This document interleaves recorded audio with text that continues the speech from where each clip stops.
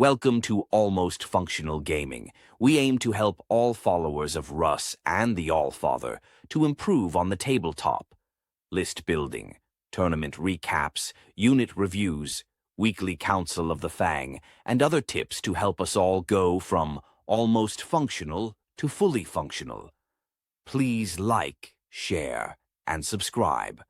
Also, check out our merch store and Almost Functional score tracker on Amazon. What's up, everybody? Welcome back to Almost Functional 40K. So I did it. I submitted a list for Crucible running Champions of Fenris. So we're just going to do a quick overview of the Gratmis detachment again, just as to why I chose to take it, and then what list I'm taking and how I feel it takes advantage of this detachment, and just my thoughts behind it and all that. So that being said, let's go ahead and look at the detachment. So Champions of Fenris, the detachment rule is Great Wolf Watches. At the end of your opponent's charge phase, each Adeptus Astartes infantry and Adeptus Astartes Walker unit from your army that is within 3 inches of one or more enemy units and would be eligible to declare a charge against one or more of those units can declare a charge against one or more of those units. And you resolve that charge as if it were your charge phase. If that charge is successful, your unit does not receive any charge bonuses this turn. So basically, this is like a heroic intervention within 3, army-wide, without the opposing unit having had to have made a charge, which is really, really nice. And it also helps in melee matchups, even if they do charge. If you position units to near each other, you can possibly get more units in than they want to fight you with. And otherwise, sorry about that. Recording here at work had something come up. But yeah, so this is a doesn't come up all the time. The threat of it normally is more effective than the actual getting to use it, except maybe in a melee matchup, but against shooting armies, they normally just try to stay away from you. The second part of this is, while Adeptus Astartes Terminator units from your army are not battle-shocked, add one to the objective control characteristics of models in that unit. So that's really, really nice because now all the Terminators are OC2. And as you'll see when we go over the list, I really teched into Terminators just to have really durable high OC units to just kind of really control the primary missions. So the enhancements, Wolf's Wisdom, Adeptus Astartes infantry model only. The Bear's unit can declare a charge against one or more units within 6 inches instead of within 3 when using the Great Wolf Watches detachment rule. This will be in the list. We'll go over it when we get there, but this is the only enhancement I actually took. We have Foe's Fate. Adeptus Astartes Terminator model only. Each time an enemy unit, excluding monster vehicles, with an engagement range of the Bear's unit falls back, they must take a desperate escape. -1 if they're battle shocked. Fangworm Pendant. Adeptus Astartes Terminator model only. Bear's unit are eligible to shoot and declare a charge in turn in which it fell back. That's a pretty nice one. Long Strider. Adeptus Astartes model only. You can reroll charge rolls made for the Bear's units. So none of these are bad enhancements. The problem is the Wolfguard Terminators, which I wanted to base this list around, can only take Logan and Ardek as characters, so they have no way to take these enhancements. All these enhancements, except for Long Strider, are Terminator locked. These two are Terminator locked. This one isn't. But the only way to take that is to take non Space Wolf Terminator characters. So you'll see I have one Assault Terminator squad in here with a character, so I could take one enhancement. So you could like put the 6-inch on like a Judicar squad or something. I tried that around in some of my earlier playthroughs, but I find the durability of the Terminators is what I wanted to base this list around. So I ended up dropping the Head Takers or the Blade Guard because you couldn't even take Head Takers. I guess you could if you gave them a priest or a battle leader, but I was running Ragnar with them at the time. So I took Blade Guard with Judicar.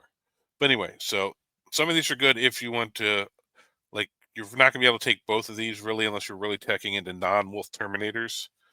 But you could fit Long Strider and Wolf's Wisdom in on other infantry units if you didn't put it on Terminators. But I really wanted this on a Terminator unit, so that didn't leave me room for the other stuff. The detachment stratagems are pretty decent. So you have Prey Taker's Eye, one Adeptus Astartes infantry unit from your army. You can either give lethal or sustained to one of your units in the shooting or fight phase. So it's nice that you have the option to pick one or the other. We have Chilling Howl, your opponent's command phase. One Adeptus Astartes Terminator unit from your army. Each enemy unit within 6 inches must take a battle shock, subtracting 1 if they're below half. This basically is like a little Shadows in the Warp, but you can do it every turn. So that's really, really nice if you want to spend the CP on it. That's also a reason one of my early lists had a captain in it for the free CP to do some of this stuff extra. Armor Contempt, we all know what Armor Contempt does. That's really nice with Terminators. Stalking Wolves, you can give one of your infantry units stealth. So now our Terminators that were -1 to wound are now also -1 to hit. Possibly Armor Contempt and in cover, just really makes them hard to kill. Now that the Silent King lost his Ignore Modifier abilities, this will work into the Necron matchups for the most part. So unless they have some sort of way to ignore hit modifiers, like some Tau units do, there's a few things that can, like Dark Reapers do, but this could just help with the survivability of the Terminators. Runes of Claiming. End of your command phase. 1 Adeptus Astartes infantry or walker unit from your army. Select one objective marker that you control. Basically, you can sticky an objective marker. This is really, really nice. I found in a bunch of my test games, I go first. I can have my scouts positioned to scout onto my expansion, sticky it, and then leave.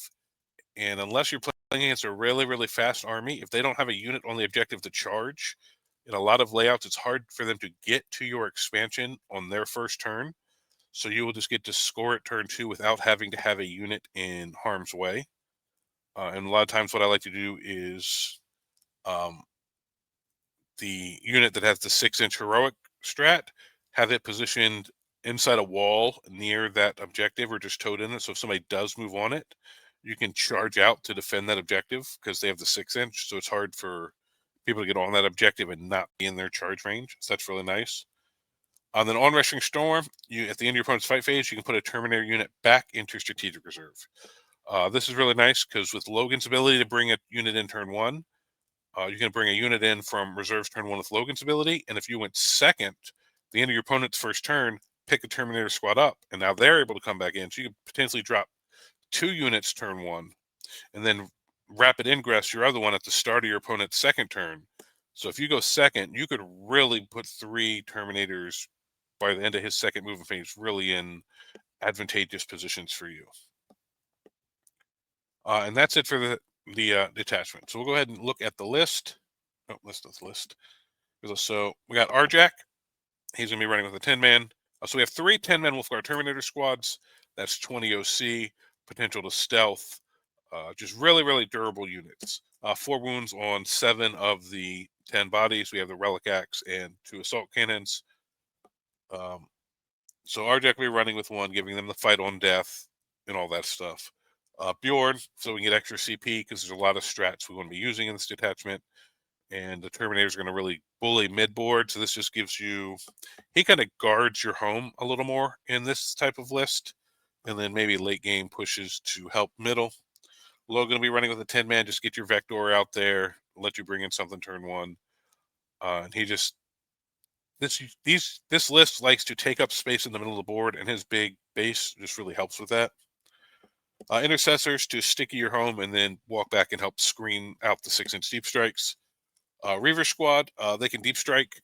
I have the points now that he changed the reserve thing so that Logan and Arjak's units can both be in reserve, and I can still fit the Reavers.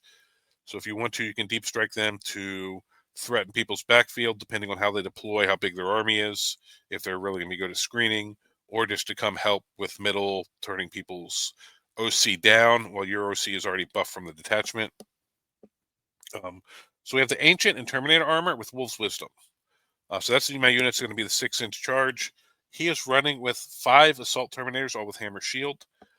So they go to OC2 from the detachment. They go to OC3 from the Ancient.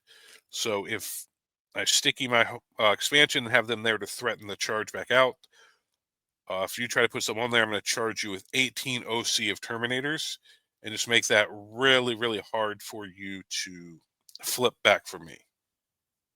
Then the Scout Squad, I infiltrate them out, A lot of times if I go first, they'll get to sticky my expansion.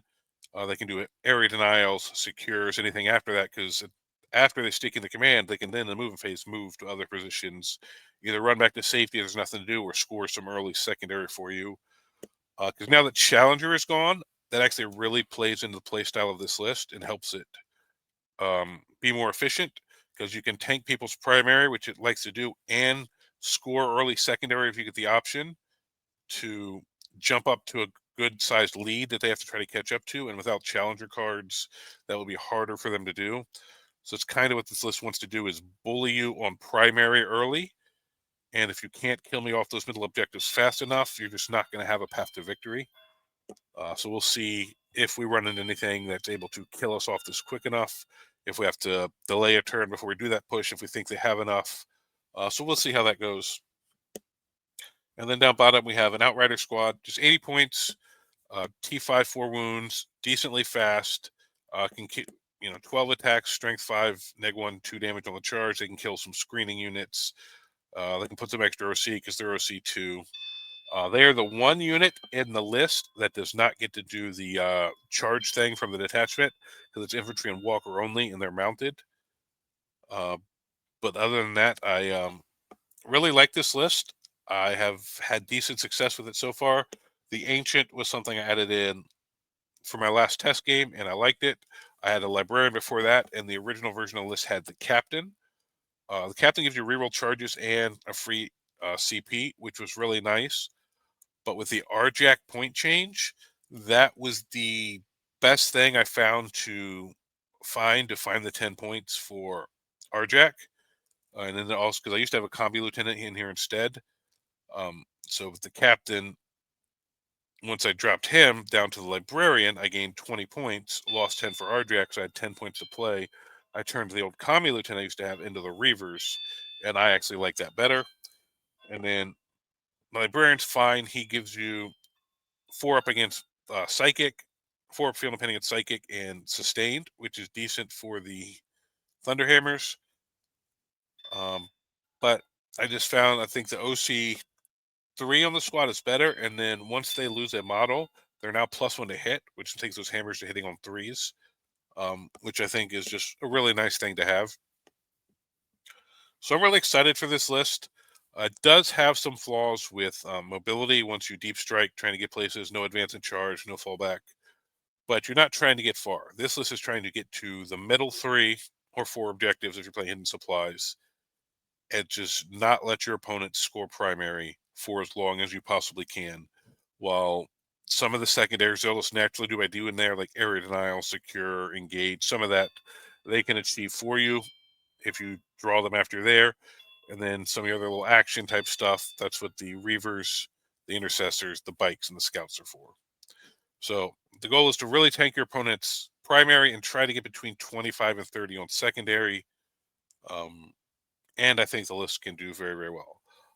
Crucial has some heavy hitters coming, so we'll see how this list fares into them, unless I just start doing bad from the get-go, in which case I wouldn't get to even see those guys. I would just be down playing with the other scrubs. But we'll see how it does. I'm excited to put it on the table. It's got a lot of Terminators, and we will see what I can do with it. But it should be fun. I just like hearing people cry about how hard the Terminators are to kill all game. We do have some trouble punching up occasionally, so we'll see how that goes. But I'm excited. I told you guys I'd take Champions of Fenris to some tournaments, and we're actually taking it to a GT. So next week we'll have Aiden and I will go over a little bit on the Council of Fang on the live Tuesday night show at 6 p.m. And I'll be doing some more breakdowns of the games and how everything went, kind of like I did for Nova. But thank you guys for watching, and we will catch you next time. Thank you for watching Almost Functional Gaming. We appreciate the support of all followers of Russ and the Allfather. Please like, share, and subscribe. Also, check out our merch store and Almost Functional Score Tracker on Amazon. Everything helps support the growth of this channel, and we appreciate it.